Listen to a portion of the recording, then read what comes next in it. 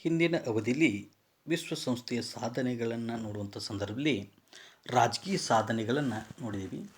ಈ ಒಂದು ಅವಧಿಯಲ್ಲಿ ಇಲ್ಲಿ ಆಂತರಿಕ ಕದನಗಳು ಮತ್ತು ವಿಶ್ವಸಂಸ್ಥೆ ಅಂತ ಅಂದರೆ ಒಂದು ದೇಶದ ತನ್ನಲ್ಲಿ ಅಥವಾ ತನ್ನ ದೇಶದಲ್ಲಿ ಆಗಿರ್ತಕ್ಕಂಥ ಆಂತರಿಕವಾಗಿರ್ತಕ್ಕಂಥ ಕದನಗಳನ್ನು ವಿಶ್ವಸಂಸ್ಥೆ ತಡೆಗಟ್ಟುವ ಮೂಲಕ ಆ ಒಂದು ದೇಶದಲ್ಲಿ ಶಾಂತಿಯನ್ನು ಸ್ಥಾಪನೆ ಮಾಡಲಿಕ್ಕೆ ಇಲ್ಲಿ ವ್ಯವಸ್ಥೆಯನ್ನು ರೂಪಿಸಿತು ಅಂತ ನೋಡ್ತೀವಿ.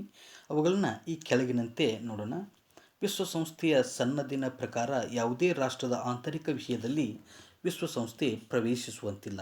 ಆದರೆ ಇತ್ತೀಚಿನ ಬೆಳವಣಿಗೆಗಳು ವಿಶ್ವಸಂಸ್ಥೆ ಈ ವಿಚಾರದಲ್ಲಿ ತನ್ನ ನೀತಿಯಲ್ಲಿ ಸ್ವಲ್ಪ ಮಾರ್ಪಾಡು ಮಾಡಿಕೊಳ್ಳಲೇಬೇಕಾದ ಸನ್ನಿವೇಶವನ್ನು ಸೃಷ್ಟಿಸಿದೆ. ಸರಾಜಿವೋ,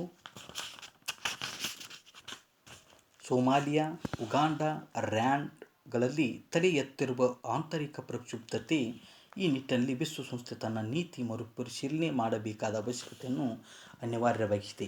ಇಲ್ಲಿ ರ್ವಾಂಡ್ ಅಂತಕ್ಕಂಥದ್ರಲ್ಲಿ ಹುಟ್ಟು ಮತ್ತು ಯುಟ್ ಪಂಗಡಗಳ ನಡುವೆ ಆಂತರಿಕ ಕದನ 1990ರಲ್ಲಿ ಆರಂಭವಾಯಿತು.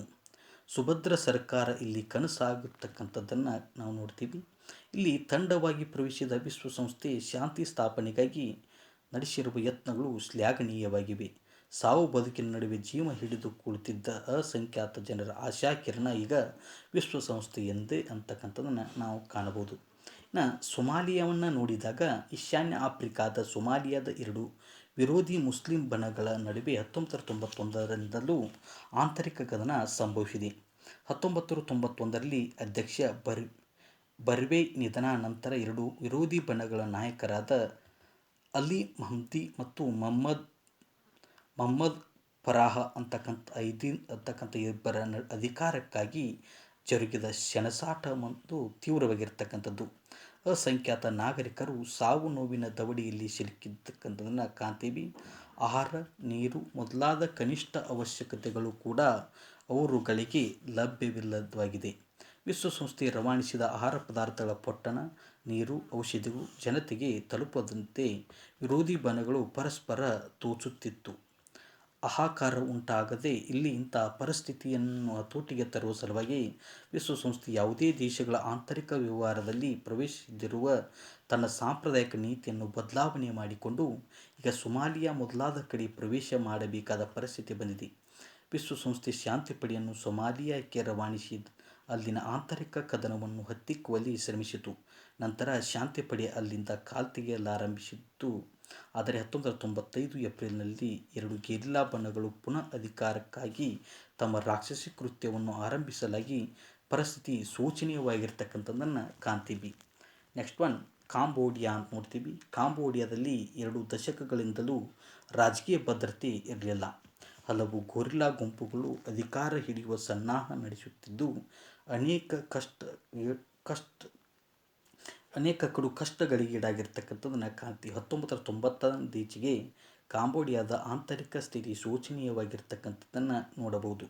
ಕೊನೆಗೆ ಇಲ್ಲಿ ಪ್ರವೇಶ ಮಾಡಬೇಕಾಗಿರ್ತಕ್ಕಂಥ ವಿಶ್ವಸಂಸ್ಥೆ ತನ್ನ ಶಾಂತಿ ಪಡೆಯನ್ನು ನೆಲೆಗೊಳಿಸಿ 18 ತಿಂಗಳ ತಾತ್ಕಾಲಿಕ ಸರ್ಕಾರದ ಉಸ್ತುವಾರಿಯನ್ನು ವಹಿಸಿತು.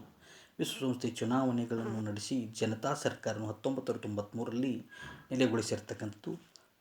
ಸಿಹ್ನುಕ್ ರಾಜಕುಮಾರನ ನೇತೃತ್ವದಲ್ಲಿ ಸಮ್ಮಿಶ್ರ ಸರ್ಕಾರ ಅಸ್ತಿತ್ವಕ್ಕೆ ಬಂದಿದೆ.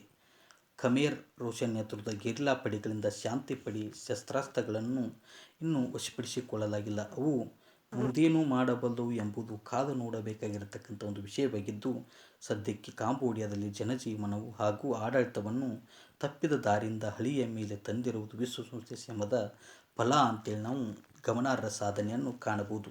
ಇನ್ನು ಸರಾಜಿವೋ ಅಂತಕ್ಕಂಥ ಪ್ರದೇಶವನ್ನು ನೋಡಿದಾಗ ಇಲ್ಲಿ ಮುಸ್ಲಿಮರು ಮತ್ತು ಬೋಸ್ನಿಯಾ, ಕ್ರೊಯೇಷಿಯಾ ಮತ್ತು ಹರ್ಜೆಗೋವಿನರಂತಕ್ಕಂಥ ವಿರೋಧಿ ಕ್ರಿಶ್ಚಿಯನ್ ಬಣಗಳ ನಡುವೆ ಸಂಭವಿಸಿದ ಕದನ ವಿಶ್ವದ ಗಮನ ಸೆಳೆದಿರ್ತಕ್ಕಂಥದ್ದು. ಅಲ್ಲಿ ಶಾಂತಿ ಸ್ಥಾಪನೆಗಾಗಿ ವಿಶ್ವಸಂಸ್ಥೆ ಕ್ರಿಯಾತ್ಮಕವಾಗಿ ಶ್ರಮಿಸುತ್ತಿದ್ದು, ಭಾರತದ ಕರ್ನಲ್ ನಂಬಿಯಾರ್ ನೇತೃತ್ವದಲ್ಲಿ ಶಾಂತಿ ಪಾಲನಾ ಪಡೆ ಕಳುಹಿಸಿದೆ. ಹಿಂದೆ ವಿಶ್ವಸಂಸ್ಥೆಯ ಪ್ರವೇಶದಿಂದಾಗಿ ಎರಡು ವಿರೋಧಿ ಬಣಗಳ ಮುಖಂಡರು ಸರಾಜಿವೋದಲ್ಲಿ ಸರ್ಬಿಯನ್ ನಾಯಕ ಅಲಿಜ್ ಇಬ್ರಾಹಿಮೋವಿಕ್ನ ಒಂದು ನೇತೃತ್ವದಲ್ಲಿ ವಿಶ್ವಸಂಸ್ಥೆಯ ಆಡಳಿತ ವ್ಯವಸ್ಥೆಗೆ ಸಮ್ಮತಿಸಿದ್ದಾರೆ.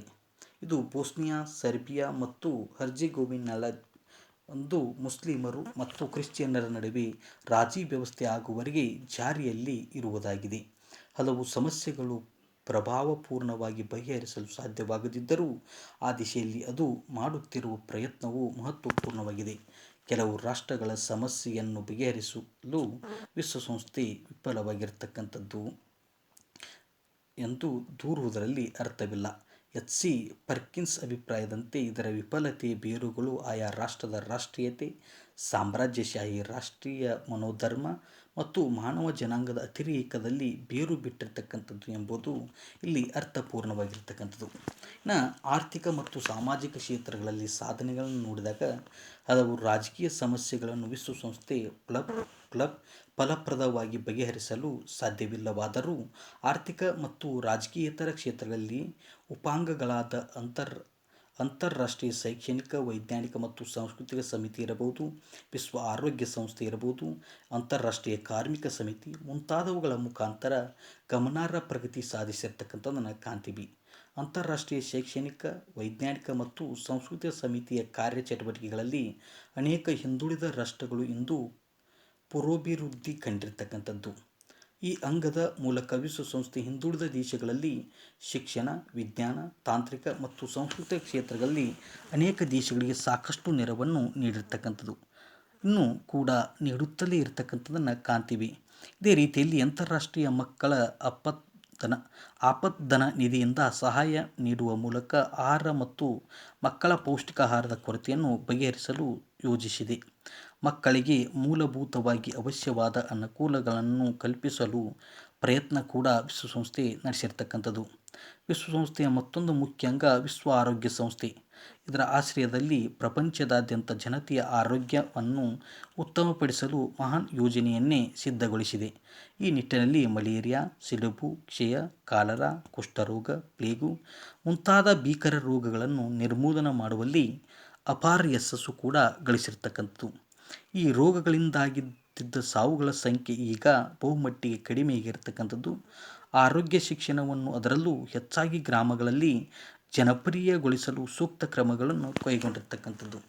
ಇದರ ಜೊತೆಗೆ ಇತ್ತೀಚೆಗೆ ನಾವು ಕಾಣ್ತಾ ಇರ್ತಕ್ಕಂಥದ್ದು ಈ ಕೊರೋನಾ ವೈರಸ್ ಅಥವಾ ಕೋವಿಡ್-19 ಅಂತೇನು ಕರಿತೀವಿ, ಇದರ ಬಗ್ಗೆಯೂ ಕೂಡ ವಿಶ್ವಸಂಸ್ಥೆ ಅಪಾರ ಪ್ರಮಾಣವಾಗಿರ್ತಕ್ಕಂಥ ಒಂದು ವ್ಯವಸ್ಥೆಯನ್ನು ಮುಂದಿಟ್ಟುಕೊಂಡು ಹೇಗಾದರೂ ಮಾಡಿ ಇದನ್ನು ನಾವು ತಡೆಗಟ್ಟಲೇಬೇಕು ಅಂತ ಇವತ್ತು ವ್ಯವಸ್ಥೆಯನ್ನು ರೂಪಿಸಿರ್ತಕ್ಕಂಥದ್ದು. ಇನ್ನು ಅಂತಾರಾಷ್ಟ್ರೀಯ ಕಾರ್ಮಿಕ ಸಮಿತಿಯ ಮುಖ್ಯ ಧ್ಯೇಯ ಕಾರ್ಮಿಕರ ಸ್ಥಿತಿಗತಿಗಳನ್ನು ಉತ್ತಮಗೊಳಿಸುವುದರ ಅವರ ಹಿತಾಸಕ್ತಿಯನ್ನು ಕುರಿತು ಮಹತ್ತರವಾದ ಕೆಲಸ ಮಾಡಿರ್ತಕ್ಕಂಥದ್ದು. ಆಹಾರ ಮತ್ತು ಕೃಷಿ ಸಮಿತಿ ತನ್ನ ಸದಸ್ಯ ರಾಷ್ಟ್ರಗಳಿಗೆ ಸಾಲ ಮತ್ತು ತಾಂತ್ರಿಕ ಸಹಾಯವನ್ನು ನೀಡುವ ಮೂಲಕ ವ್ಯವಸಾಯೋತ್ಪಾದನೆಗೆ ಮತ್ತು ಅರಣ್ಯ ಸಂಪತ್ತು, ಮೀನುಗಾರಿಕೆ ಮತ್ತು ಪೌಷ್ಟಿಕ ಸತ್ವಗಳ ಅಭಿವೃದ್ಧಿಗೆ ಪ್ರೋತ್ಸಾಹ ನೀಡತಕ್ಕಂಥದ್ದನ್ನು ಕೂಡ ನಾವು ಕಾಣಬಹುದು. ಅಂತಾರಾಷ್ಟ್ರೀಯ ಪುನರ್ರಚನೆ ಮತ್ತು ಅಭಿವೃದ್ಧಿ ಬ್ಯಾಂಕ್ ಶಾಖೆ ವಿಶ್ವ ಬ್ಯಾಂಕಿನಂತಿದ್ದು ಧನ ಹಾಗೂ ತಾಂತ್ರಿಕ ಸಹಾಯವನ್ನು ಸದಸ್ಯ ರಾಷ್ಟ್ರಗಳಿಗೆ ನೀಡುವ ಮೂಲಕ ಪ್ರತಿಯೊಂದು ದೇಶದ ಅಭಿವೃದ್ಧಿಯಲ್ಲಿ ಕೆಲಸ ಮಾಡ್ತಕ್ಕಂಥದ್ದನ್ನು ಕಾಣ್ತೀವಿ. ಒಟ್ಟಾರೆಯಾಗಿ ವಿಶ್ವಸಂಸ್ಥೆ ಅಂತಕ್ಕಂಥದ್ದು ಎಷ್ಟೇ ಕೆಲವೊಂದು ಲೋಪದೋಷಗಳನ್ನು ಹೊಂದಿದರೂ ಕೂಡ ಇಲ್ಲಿ ಹಲವಾರು ಒಂದು ಒಳ್ಳೆಯ ರೀತಿ ಕೆಲಸಗಳನ್ನು ಮಾಡುವ ಮೂಲಕ ಇಲ್ಲಿ ತನ್ನದೇ ಆಗಿರತಕ್ಕಂಥ ಒಂದು ವ್ಯವಸ್ಥೆಯ ಅಡಿಯಲ್ಲಿ ಈ ಒಂದು ವಿಶ್ವವನ್ನು ಮುನ್ನಡೆಸ್ಕೊಂಡು ಹೋಗ್ತಾ ಇರ್ತಕ್ಕಂಥ ಒಂದು ಸಂಸ್ಥೆ ಅಂತೇಳಿ ನಾವು ಕರೆದ್ರೆ ತಪ್ಪಾಗಲಿಕ್ಕಿಲ್ಲ ಅಂತಕ್ಕಂಥನೂ ಕೂಡ ನೋಡ್ತೀವಿ. ಇನ್ನು ಮುಂದಿನ ಅವಧಿಯಲ್ಲಿ ವಿಶ್ವಸಂಸ್ಥೆಯ ಲೋಪದೋಷಗಳ ಬಗ್ಗೆ ಸ್ವಲ್ಪ ತಿಳಿದುಕೊಳ್ಳೋಣ.